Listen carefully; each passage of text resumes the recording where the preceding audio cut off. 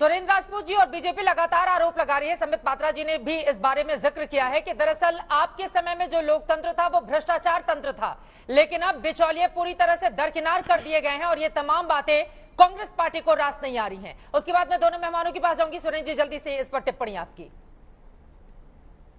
कहते हैं ना चित्रा जी की भाजपा इस कदर आवाम पर एहसान करती है, वो आंखें छीन लेती है और चश्मे दान करती है।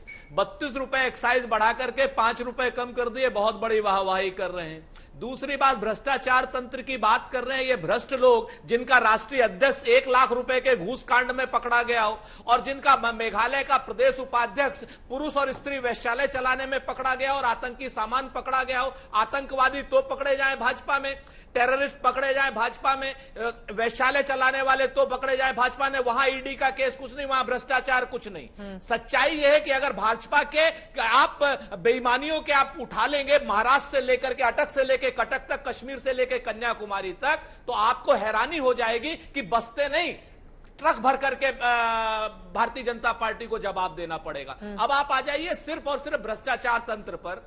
चित्रा जी, आरटीआई कौन लेकर के आया था? राइट टू इंफॉर्मेशन कांग्रेस लेकर के आई थी और भारतीय जनता पार्टी विरोध करती थी।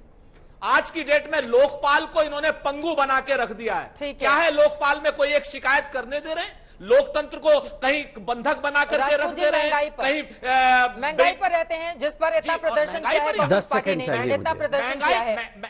महंगाई पर भी सदन में आपके बड़े नेता क्यों नहीं बोलते? मैं पूछ रही हूँ, राहुल गांधी ने 50 रुपए महंगाई पर आखिरी बार लोकसभा में अपनी आवाज कब उठाई थी? बताइए हमारे दर्शकों को, आप कब उठाई थी आवाज उन्होंने? क्या है आंकड़ा आपके पास? मुझे 10 सेकंड चाहिए। मैं फिर से बताता हूं कि 2014 से लेकर के 2022 तक कांग्रेस के तमाम सांसद, राज्यसभा से लेकर के लोकसभा तक, श्रीमती सोनिया गांधी से लेकर राहुल गांधी तक, मल्लिकार्जुन खड़गे तक पूछेंगे लगातार आवाज उठाते आ रहे हैं। बेटे 3 बार के सवाल में तो है नहीं, और बाकी भी 2016 से लेकर अब तक देख लें तो उसमें भी बहुत ज्यादा सवाल इस तरह के डायरेक्टली नहीं दिखेंगे आपको। यही तो बात है बार का ले लीजिए, इसी बार आपके पास बड़ा बात होता है कि वहां पर जनता से उसे देखो खाइए तो वहां पर खामोशी ओढ़ ली जाती है। चित्रा जी इसी बात का ले लीजिए। अब पिछले 15 दिन से चल रही है क्या नाम लोकसभा राज्यसभा की कार्रवाई। नियम 267 के तहत पहले दिन से हम मांग कर रहे हैं। आप कहेंगे सवाल ही नहीं उठे, लेकिन आप ये नहीं कहेंगे कि पिछले 15 दिन से लगातार भारतीय जनता पार्टी सदन नहीं चलने दे रही है। महंगाई का मुद्दा हम उठाना चाहते हैं, इसलिए वो सदन नहीं चलने दे रहे। नियम 267 के तहत क्यों नहीं? पहले कहते निर्मला सीतारमण बीमार है, ठीक है, उसके बाद बीमारी का बहाना लेकर तिरंगे के पीछे निर्मला सीतारमण की बीमारी के पीछे उनकी आवाज को दबाने का काम किया जाता है संबित पात्रा जी सरकार की ओर से, जब जब महंगाई और बेरोजगारी के मुद्दे को उठाता है विपक्ष। देखिए पहली बात तो है, इन्होंने कहा भ्रष्टाचार के इन्होंने कहा भारतीय जनता पार्टी गाड़ी भर भर के पैसे ले जा रही है, भ्रष्टाचार में हम डूबे हुए हैं। चित्रा जी, आप तो न्यूज से जुड़ी हुई हैं, आप तो खुद एक जानकार पत्रकार हैं, आप बताइए एक प्रेस कॉन्फ्रेंस इन लोगों ने हमारे एक मंत्री के ऊपर किया हो किसी भ्रष्टाचार के विषय को लेकर? क्यों नहीं कर पाए? क्योंकि इनके पास कोई तथ्य नहीं। हमारा कोई बड़ा नेता आज बेल पे बाहर है। मैं बीच में नहीं बोल रहा था, चित्रा जी, मैं भी बीच में बोल सकता हूँ, सुरेंद्र जी, मैं भी बीच में बोल सकता हूँ, मगर मैं आपको बिल्कुल कर्टसी के साथ सुन रहा था, आप भी सुन लीजिए। देखिए चित्रा जी, आज देश जानता है कि चाहे सोनिया जी हो, चाहे राहुल जी हो, चाहे चिदम्बरम हो या चिदम्बरम के बेटे हो, ये सारे लोग आज बेल पे बाहर है क्योंकि इन सब ने डकैती की है और डकैती को एक्सेप्ट किया है सुप्रीम कोर्ट ने, तभी बेल ग्रांट किया है।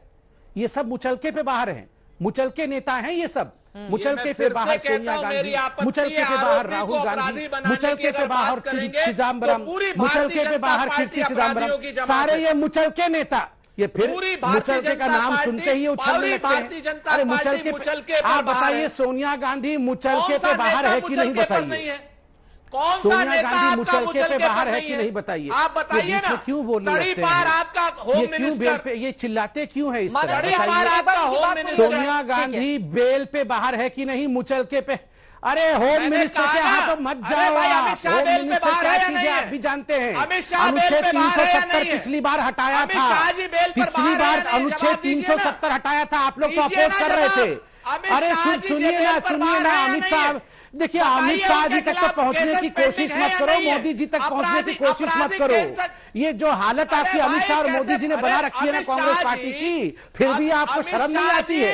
आप बोल लो, आप जो गाली देना है गाली दे दो, मगर आप बताइए मुचलके पे सोनिया गांधी बाहर है कि नहीं? आप बताइए मुचलके पर आज राहुल गांधी बाहर है कि नहीं? और जहां तक अमित शाह जी का सवाल है, बिल्कुल मैं सीना ठोक के कहता हूं, देश की रक्षा के लिए आतंकवादियों का सफाई करना, ये जब गुजरात के वो होम मिनिस्टर थे और आज भी डटकर वो काम करते हैं देश के लिए, उसके लिए आप उन्हें तड़ीपार कहो, उसके लिए आप उन्हें गाली दो, आप तुष्टीकरण की राजनीति करो, हमें कोई फर्क नहीं पड़ता। मगर आप डकैती कर रहे थे 5,000 करोड़ रुपए की, आज डकैत यहां चिल्ला रहे हैं। डकैत पार्टी है भारतीय देखिए जनता पार्टी, इनको मिर्ची लग गई है, डकैतों की अब ये मिर्ची लग गई। जैसे मैंने इनको मुचलके पे सोनिया गांधी कह दिया, अब ये डकैत करते रहेंगे। डकैत कौन है हर कोई जानता है। चोर और डकैतों की अरे चिंता मत करो मेरे भाई, मैं तो सीना ठोक के कहता हूँ अमित शाह मेरे नेता है। आप जरा सीना ठोक के तो कह दो राहुल गांधी आपका नेता है, कह तो दो। मैं तो सीना ठोक के कहता हूँ कि अमित शाह मेरा नेता है।